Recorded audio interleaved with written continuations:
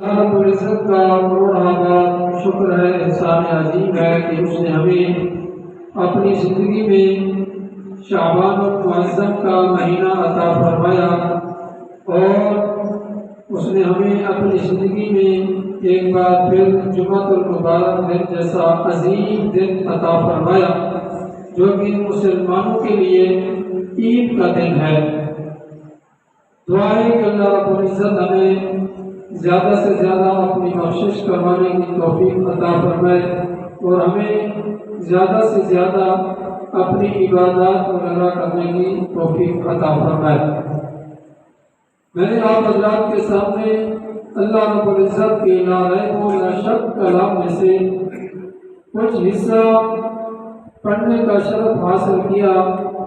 دعا ہے کہ اللہ رب العزت حق سچ بیان کرنے کی توفیق عطا فرمائے اور ہم سب کو سنا کر اس پر عمل کرنے کی بھی توفیق عطا فرمائے۔ اللہ رب العزت نے قرآن مجید فرقان حمید میں ارشاد فرمایا وَإِنَّكَ لَعَلَىٰ خُلُقٍ عَظِيمٍ۔ اس آیات مبارکہ میں اللہ رب العزت نے حضور نبی اکرم خاتم النبیین صلی اللہ علیہ وآلہ وسلم کی کا اخلاق مبارکہ بیان فرمایا ہے کہ آپ کا اخلاق کیسا تھا اپنے صحابہ کرام کے ساتھ، امتیوں کے ساتھ۔ اس اخلاق کو اللہ رب العزت نے قرآن مجید میں ارشاد فرمایا وَإِنَّكَ لَعَلَىٰ خُلُقٍ عَظِيمٍ۔ اے محبوب، آپ بے شک خلق عظیم کے مالک ہیں، آپ خلق عظیم کے مالک ہیں۔ ہم اس جہاں میں رہتے ہیں، اس دنیا میں رہتے ہوئے آپس میں ایک دوسرے کے ساتھ سلام دعا رکھتے ہیں ایک دوسرے کے ساتھ، تو ہماری کوشش ہونی چاہیے کہ ایک دوسرے کے ساتھ ہمارا اخلاق اچھا ہو، ہمارا بولنا اچھا ہو، ہمارا اٹھنا بیٹھنا کسی کے ساتھ ہے تو وہ اچھے طریقے سے ہو۔ یہ نہ ہو کہ ہمارے سامنے ہمارے اوپر کوئی بندہ تعریف کرے اور ہماری پیٹھ پیچھے ہماری برائیاں بیان کرے کہ وہ شخص ایسا ہے، اس میں یہ برائی بھی ہے، اس میں یہ برائی بھی ہے۔ تو ہماری کوشش ہونی چاہیے جہاں دوسروں کی غلطیاں دیکھتے ہیں کہ اس میں یہ غلطی بھی ہے، یہ غلطی بھی ہے، یہ کام اس کے اندر ہے، یہ کام اس کے اندر ہے، تو وہاں پر ہمیں اپنے بارے میں بھی سوچنا چاہیے کہ میرے اندر کون سی بری بات ہے، کون سا میں نے آج غلط کام کیا ہے جس کی وجہ سے لوگوں کو تکلیف پہنچی ہو یا کسی کو میرا اخلاق اچھا نہ لگا ہے۔ تو اس حوالے سے آج کچھ بیان کرنے کی سعادت حاصل کروں گا کہ حضور نبی اکرم صلی اللہ علیہ وآلہ وسلم کا اخلاق کیسا تھا۔ حضرت انس حضور نبی اکرم صلی اللہ علیہ وآلہ وسلم کے بہت پیارے صحابی ہیں۔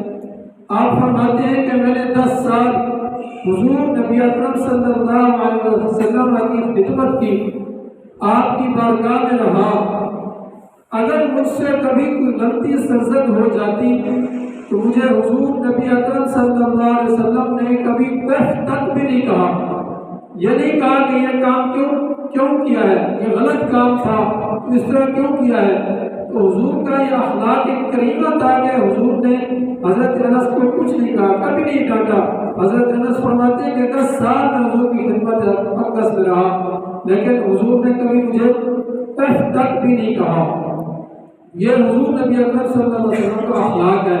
حضرت اماں عائشہ صدیقہ رضی اللہ تعالیٰ عنہا سے روایت ہے کہ صحابہ نے پوچھا اماں عائشہ حضور نبی اکرم صلی اللہ علیہ وسلم کا اخلاق ہمیں بتائیے کہ حضور کا اخلاق کیسا تھا۔ تو اماں عائشہ صدیقہ رضی اللہ تعالیٰ عنہ نے فرمایا کہ کیا تم نے قرآن پاک نہیں پڑھا؟ تو صحابہ کرام نے عرض کی ہم نے قرآن پاک پڑھا ہے۔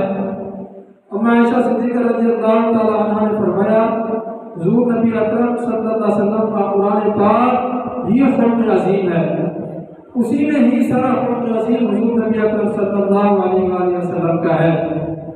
حضور نبی کریم صلی اللہ علیہ وسلم کا اخلاق کیسا تھا کہ آپ کی بارگاہ لگی ہے، صحابہ کرام میں آپ بیٹھے ہیں، ایک عورت آ جاتی ہے، پاگل سی عورت ہے، ذہنی توازن اس کا ٹھیک نہیں ہے، تو حضور کی مجلس لگی ہے، صحابہ بیٹھے ہیں، وہ عورت آتی ہے اور کہتی ہے یا رسول اللہ میں نے آپ سے کچھ باتیں کرنی ہیں۔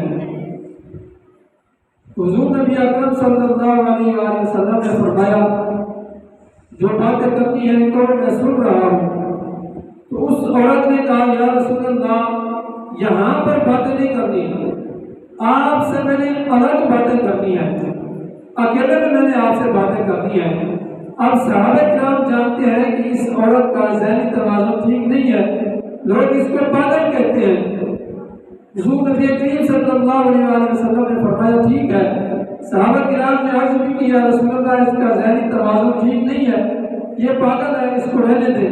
تو حضور نبی اکرم صلی اللہ علیہ وسلم کا اخلاق کریمہ دیکھیں، حضور نبی کریم صلی اللہ علیہ وآلہ وسلم نے فرمایا کہ کوئی بھی اس کی نہیں سنتا، کوئی بھی نہ سنے، اگر میں بھی نہ سنوں گا تو پھر اس کی کون سنے گا؟ میں بھی اگر اس کی نہ سنوں تو کون سنے گا؟ اور وہ عورت حضور نبی اکرم صلی اللہ علیہ وسلم کو ایک سائڈ پہ لے جاتی ہے، اکیلے میں بات کر رہی ہے۔ اب آپ کو پتا ہے کہ پاگل سا بندہ اور ایک ذہنی توازن اس کا ٹھیک نہ ہو تو وہ کیا بات کرے گا؟ کسی سمجھدار آدمی سے وہ کیا بات کرے گا؟ تو وہ ایک باتیں کرتی رہی جو اس کے ذہن میں آتی باتیں وہ حضور نبی اکرم صلی اللہ علیہ وآلہ وسلم سے کرتی رہی۔ حضور نبی اکرم صلی اللہ علیہ وآلہ وسلم سنتے رہے۔ جب اس نے اپنی باتیں سنا لی تو حضور نبی اکرم صلی اللہ علیہ وآلہ وسلم نے فرمایا اب تیری باتیں ختم ہو گئی ہیں؟ اس نے کہا جی یا رسول اللہ ختم ہو گئی ہیں۔ حضور نے فرمایا جب بھی کبھی تیرا باتیں سنانے کو دل کرے اور کوئی نہ سنے میرے پاس آ جائے گا، اپنے ٹکڑے مجھے سنا لیا کر، اپنے ٹکڑے مجھے سنا لیا کر، میں تیری باتیں سن لیا کروں گا۔ تو وہ عورت چلی گئی۔ صحابہ کرام نے فرمایا عرض کی یا رسول اللہ یہ عورت تو ایسی ہے، آپ اتنا قیمتی وقت، آپ کا نازک جسم، گرمی کے دن ہے تو آپ نے یہ تکلیف فرمائی۔ حضور نے پھر وہی فرمایا اگر میں بھی اس کی نہ سنوں تو پھر اس کی کون سنے گا؟ حضور نبی اکرم صلی اللہ علیہ وسلم کا اخلاق بہت عظیم اخلاق، اس کو اللہ رب العزت نے فرمایا وَإِنَّكَ لَعَلَىٰ خُلُقٍ عَظِيمٍ، آپ خلق عظیم کے مالک ہیں۔ جب فتح مکہ ہوا، بڑی محنتوں کے بعد، کوشش کرنے کے بعد جب فتح مکہ ہوا، جب اسلام کا پرچم لہرایا تو اب آپ صلی اللہ علیہ وآلہ وسلم کے سامنے سارے کھڑے ہیں، اوجریاں ڈالنے والے بھی کھڑے ہیں، حضور نبی اکرم صلی اللہ علیہ وآلہ وسلم کو تکلیف پہنچانے والے بھی کھڑے ہیں۔ جب حضور نبی اکرم صلی اللہ علیہ وسلم کو اللہ تبارک و تعالیٰ کی طرف دعوت دے رہے تھے وہ نہیں مان رہے تھے، اوپر سے طرح طرح کی تکلیفیں دے رہے تھے، تو آج وہ بھی سامنے کھڑے ہیں، سر جھکائے کھڑے ہیں۔ تو حضور نبی اکرم صلی اللہ علیہ وآلہ وسلم نے ان سے فرمایا کہ تم نے ہر جرم کیا ہے، ہر خطا کی ہے، کوئی کسر نہیں چھوڑی تم نے مجھ پر تکلیف دینے میں، تو آج مجھ سے تم کیا امیدیں کرتے ہو؟ تمہیں آج مجھ سے کیا امید ہے کہ میں تمہارے ساتھ کیا سلوک کرنے والا ہوں، کیا کروں گا میں تمہارے ساتھ؟ تو انہوں نے کہا یا رسول اللہ آپ اختیار کے مالک ہیں، آپ مختار کل ہیں، آپ جو چاہے ہمارے ساتھ کر سکتے ہیں، آپ کو اختیار ہے۔ یا رسول اللہ ہم آپ سے یہ امید کرتے ہیں کہ آپ ہم سے درگزر فرمائیں گے، آپ ہمیں معاف فرما دیں گے، آپ کریم ہیں، رؤوف ہیں، رحیم ہیں، آپ ہمیں معاف کر دیں گے۔ تو حضور نبی اکرم صلی اللہ علیہ وآلہ وسلم کا یہ اخلاق تھا، آپ صلی اللہ علیہ وآلہ وسلم نے سب کو معاف کر دیا۔ آپ صلی اللہ علیہ وسلم نے فرمایا کہ جاؤ میں نے تمہیں سب کو معاف کیا۔ تو اللہ رب العزت نے اسی لیے قرآن مجید میں فرمایا وَإِنَّكَ لَعَلَىٰ خُلُقٍ عَظِيمٍ، اے محبوب آپ بے شک خلق عظیم کے مالک ہیں۔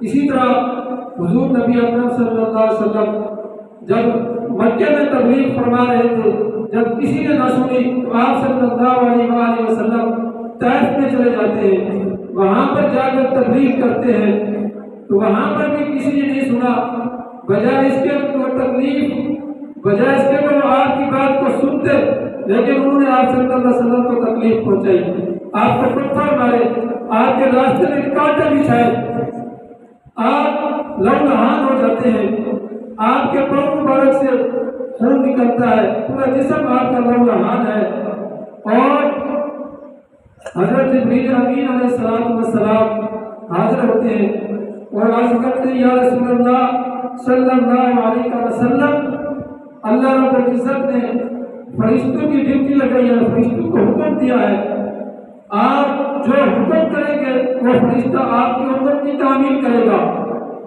تو آپ حکم کریں یہ جو دو پہاڑ ہیں یہ مل جائیں، جن لوگوں نے آپ کو تکلیفیں دی ہے یہ پس جائیں گے، اس میں پیس کے رکھ دیے جائیں گے، تو پہاڑ کو ایسا کرنے والا فرشتہ حاضر ہوتا ہے، یا رسول اللہ آپ حکم دیں میں ان کو پیس کے رکھ دیتا ہوں، تو حضور نبی اکرم صلی اللہ علیہ وسلم نے اپنے ہاتھ مبارک اٹھائے۔ اب یہ تمنا تھی کہ حضور نبی اکرم صلی اللہ علیہ وسلم ہاتھ مبارک اٹھا دیے، ان کے لیے بد دعا کریں گے، جب وہ بد دعا کریں گے تو ان کا ستیہ ناش ہو جائے گا، سفر ہستی سے یہ مٹ جائیں گے، یہ باقی نہیں رہیں گے۔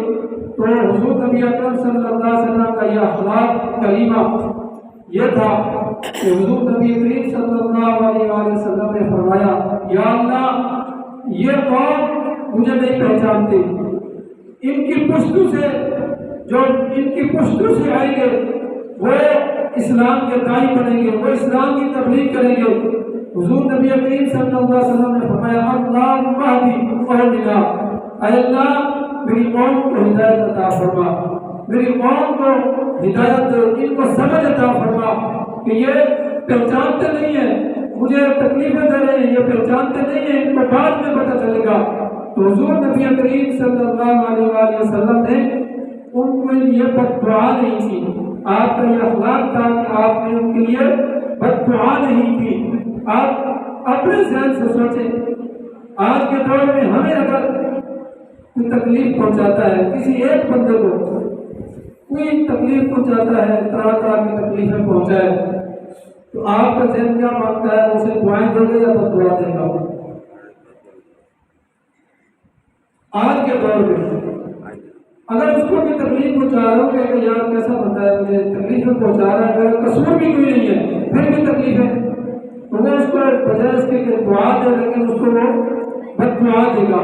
لیکن حضور نبی کریم صلی اللہ علیہ وسلم نے فرمایا ہے، ہمیں یہ بتایا ہے کہ تمہیں اگر تکلیف بھی دے تو اس کے لیے بد دعا نہیں کرنی، اس کے لیے دعا کرنی ہے۔ حضور نبی اکرم صلی اللہ علیہ وآلہ وسلم کی مجلس لگی ہے کہ ایک دیہاتی عربی آ جاتا ہے اور مسجد میں آ کر اس کو بھی پتہ نہیں ہے، مسجد کے آداب کا دین کا پتہ نہیں ہے، آ کر وہ مسجد میں پیشاب کر دیتا ہے۔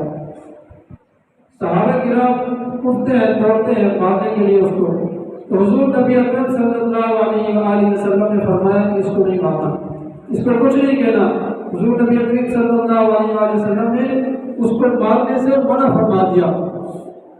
حضور نبی کریم صلی اللہ علیہ وسلم اگر چاہتے تو اس کو سزا دے سکتے تھے کہ مسجد ہے، ادب کی جگہ ہوتی ہے، یہاں پر ایسے کام نہیں کرتے، تو ایسا نہیں کیا۔ تو صحابہ کرام کو فرمایا کہ اس جگہ کو دھو دو، تو آپ نے اس کو معاف کر دیا۔ پھر بعد میں اس کو بتایا کہ یہ مساجد ہے، یہ وَأَنَّ الْمَسَاجِدَ لِلَّهِ فَلَا تَدْعُوا مَعَ اللَّهِ أَحَدًا، یہ مسجد اللہ کے لیے ہوتی ہے۔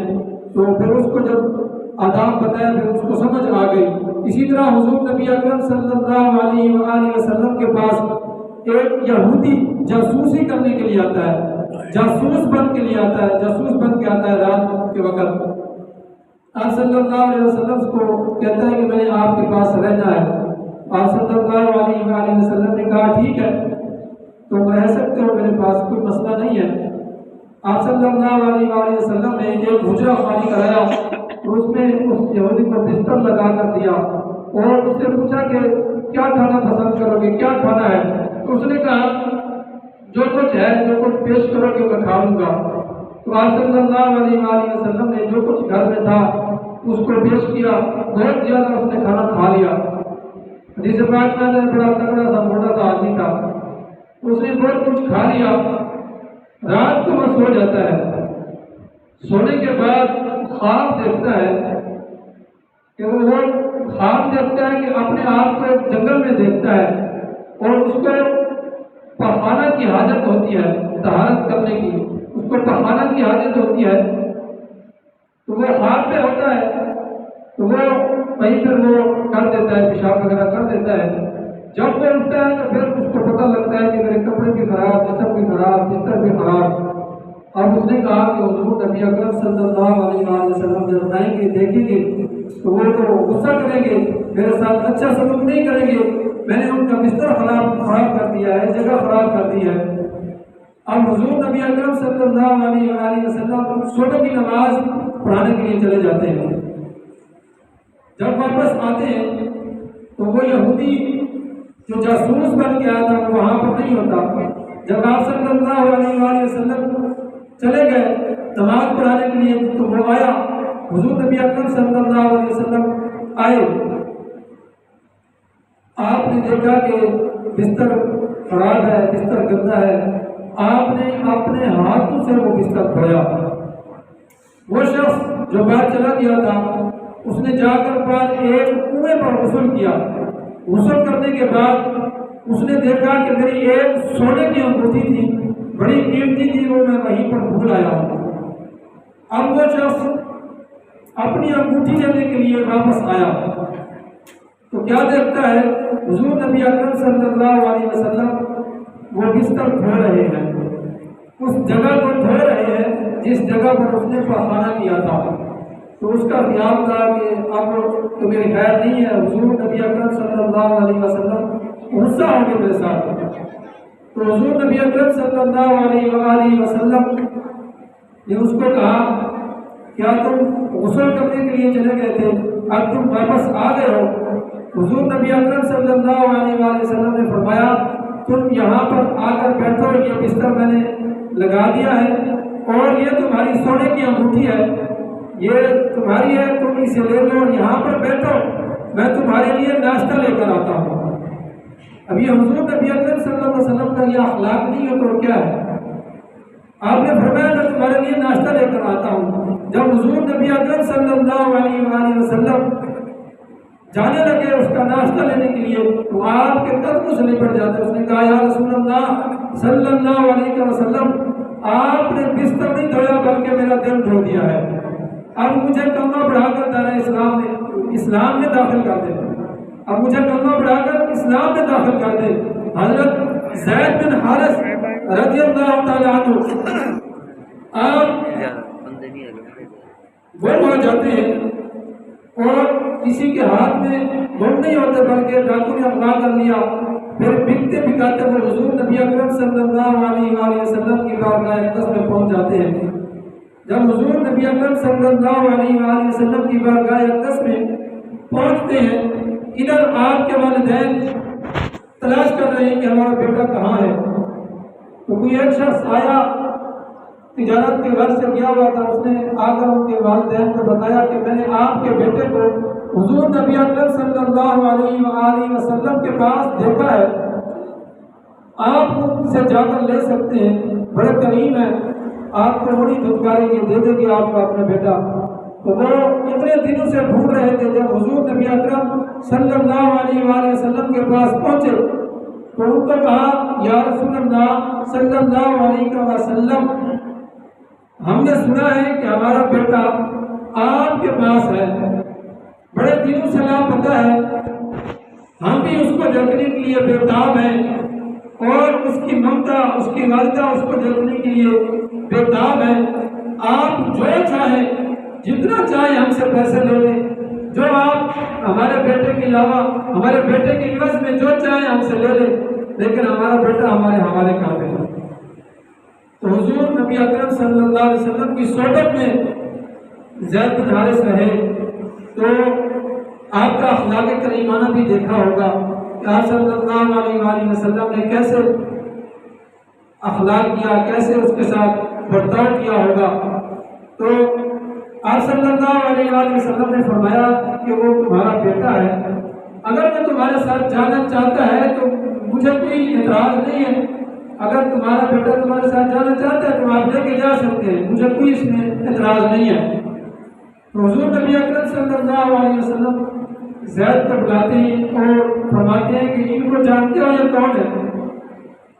تو زید نے عرض کیا یا رسول اللہ میں جانتا ہوں، یہ میرے والد ہیں، یہ میرے چاچو ہیں، یہ میرے ماموں ہیں۔ حضور نبی اکرم صلی اللہ علیہ وآلہ وسلم نے فرمایا کہ یہ تمہیں دیکھنے کے لیے تمہارے ساتھ تم سے ملنے کے لیے بےتاب ہیں اور یہ تمہیں لینے کے لیے آئے ہیں، ان کے ساتھ چلے جاؤ۔ اب زید بن حارثہ نے حضور نبی اکرم صلی اللہ علیہ وسلم کا اخلاق دیکھا ہوا تھا، تو زید بن حارثہ نے کہا یا رسول اللہ صلی اللہ علیہ وسلم باپ کو چھوڑ سکتا ہوں، ماں کو چھوڑ سکتا ہوں، اپنے رشتہ داروں کو چھوڑ سکتا ہوں، ہر چیز کو، ہر در کو، پوری دنیا کو چھوڑ سکتا ہوں، لیکن آپ کا در نہیں چھوڑ سکتا ہوں۔ یہاں سے اب میں نہیں جا سکتا ہوں۔ کسی شاعر نے کیا خوب کہا، تیرے ٹکڑوں پہ پلے غیر کی ٹھوکر پہ نہ ڈال، تیرے ٹکڑوں پہ پلے غیر کی ٹھوکر پہ نہ ڈال، جھڑکیاں کھائے کہاں چھوڑ کے صدقہ تیرا۔ زید بن حارثہ نے جانے سے انکار کر دیا کیونکہ حضور نبی اکرم صلی اللہ علیہ وسلم کا اخلاق مبارکہ ہی ایسا تھا۔ ایک مئی صاحبہ جب حضور نبی اکرم صلی اللہ علیہ وآلہ وسلم تبلیغ فرما رہے تھے تو ایک مئی نے اپنا سامان مکہ مکرمہ سے باندھ لیا، اس وجہ سے کہ حضور نبی اکرم صلی اللہ علیہ وآلہ وسلم کی وجہ سے ایک شخص آیا ہوا ہے کہ وہ جس کو دیکھتا ہے، جس کے پاس جاتا ہے، جس سے بات کرتا ہے، وہ اپنا دین چھوڑ کر اس کے پاس چلے جاتے ہیں۔ اس نے اپنا سامان باندھا، اس نے کہا میں یہاں سے دور چلی جاتی ہوں، خدا نہ خواستہ مجھ سے ملاقات ہوگی تو مجھے بھی اپنا دین چھوڑنا پڑے گا اور مجھ پر بھی وہ جادو کر دے گا۔ اس نے اپنا سامان باندھ کر رکھا۔ اب حضور نبی اکرم صلی اللہ علیہ وآلہ وسلم وہاں سے گزرتے ہیں، اس کو پتہ نہیں ہے کہ یہ محمد صلی اللہ علیہ وآلہ وسلم ہے۔ اس نے کہا کہ اے بیٹے یہ سامان ہے، یہ سامان اٹھا کر میرے سر پر رکھ دو، میں نے کہیں جانا ہے۔ حضور نبی اکرم صلی اللہ علیہ وآلہ وسلم نے جب سامان اٹھایا تو سامان بھاری تھا، تو آپ صلی اللہ علیہ وآلہ وسلم نے فرمایا ماں جی اگر اجازت ہو تو جہاں آپ جانا چاہتی ہے میں آپ کو چھوڑ دوں اس جگہ تک۔ تو اس بڑھیا نے کہا یہ تو اچھی بات ہے، آپ چھوڑ دیں گے تو آپ کی مہربانی ہوگی۔ اب حضور نبی اکرم صلی اللہ علیہ وآلہ وسلم سامان اٹھا کے جا رہے ہیں اور وہ بڑھیا آپ صلی اللہ علیہ وآلہ وسلم سے باتیں کر رہی ہے کیونکہ اس کو پتہ نہیں ہے کہ آپ ہی ہیں۔ تو آپ صلی اللہ علیہ وسلم کو کہتی جا رہی ہے کہ ایک جیسا بندہ آیا ہے، جادو کرتا ہے، جس سے ملتا ہے وہ اپنا دین چھوڑ دیتا ہے، اس کے دین پر چلا جاتا ہے۔ اس طرح وہ باتیں کرتی جا رہی ہے۔ حضور نبی اکرم صلی اللہ علیہ وآلہ وسلم سنتے ہوئے جا رہے ہیں۔ جب منزل پر پہنچ جاتے ہیں آپ اس کا سامان رکھ دیتے ہیں تو وہ بڑھیا کہتی ہے اے بیٹے اپنا نام تو بتا جا تاکہ میں لوگوں کو بتاؤں کہ ایک شخص تھا جس کی وجہ سے میں نے مکہ چھوڑ دیا، سب کچھ میں نے چھوڑ دیا، کہ وہ جس کو دیکھتا ہے، جس سے ملتا ہے وہ بندہ اس کا ہو جاتا ہے، اس پر اس کا جادو چل جاتا ہے۔ آپ صلی اللہ علیہ وآلہ وسلم یہ بات سننے کے بعد اس بوڑھیا کو کہتے ہیں کہ جس کی وجہ سے تم یہاں آئی ہو میں ہی ہوں گا، میں ہی محمد صلی اللہ علیہ وآلہ وسلم ہوں۔ بڑھیا حیران رہ جاتی ہے، آنکھیں اس کی کھلی رہ جاتی ہیں کہ یہ کیا ہے جس کی وجہ سے میں مکہ چھوڑ کر آئی، اپنا وطن چھوڑ کر آئی، کہ اس کا جادو ہر کسی پر چل جاتا ہے، وہی اس کا یہ اخلاق ہے، اس کا یہ اخلاق حسنہ ہے کہ وہی مجھے یہاں تک چھوڑنے آ گیا ہے، میرا سامان اٹھا کر چھوڑنے آ گیا ہے اور راستے میں میری باتیں بھی سنتا آیا ہے۔ جب یہ اخلاق حضور نبی اکرم صلی اللہ علیہ وآلہ وسلم کا دیکھا تو وہ عورت کلمہ پڑھ کر مسلمان ہو گئی۔ آج ہمارا اخلاق کیا ہے؟ آپس میں ایک دوسرے کے ساتھ ہمارا رویہ کیا ہے؟ ہم ایک دوسرے کی بات برداشت کرنے کو تیار نہیں ہے کہ اس نے مجھے یہ بات کی ہے تو کیوں کی ہے، اگر کسی نے کر بھی دی ہے تو اس کو برداشت کرے۔ ہمارا اخلاق ہم اتنے گر چکے ہیں۔